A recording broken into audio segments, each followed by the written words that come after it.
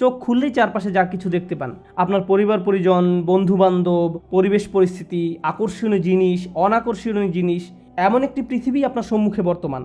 আর মানুষ মাত্রই আবেগপ্রবণ, তার সামনে যা আছে সেটাই সে পেতে চায়। আল্লাহ আজ্জা জাল্লা সূরা কিয়ামায় বলছেন, বাল ইউরিদুল ইনসানু লিয়াফজুরা আমামা, বরং মানুষ তার সামনের জীবনেও পাপ করতে চায়। মানুষ তার সামনে যা আছে তাতেই ঝাঁপিয়ে পড়তে চায়। অনেক আগে যখন আমি ইউনিভার্সিটিতে মার্কেটিং পড়তাম, তখন আমাদেরকে ভোক্তার আচরণ পড়ানো হতো। সুপার শপগুলোতে যদি যেয়ে থাকেন, দেখবেন দুধ এবং ডিম একেবারে দোকানের শেষ দিকে রাখা হয়।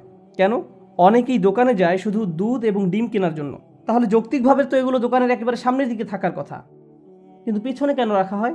কারণ তারা মানুষের ইম্পালসিভ আচরণের সুযোগ নিতে চায়। তারা সামনের দিকটা সুইস রোল, চকলেট কেক সহ নানান রকমের অপ্রয়োজনীয় জিনিস দিয়ে সাজিয়ে রাখে। কারণ আপনি সামনে যা পান তাই আপনার ঝুড়িতে নিতে চান। মানুষের আবেগ এমনই। শয়তান মানুষের এই আচরণের সুযোগ নিতে চায়। জীবন চলার পথে অনেক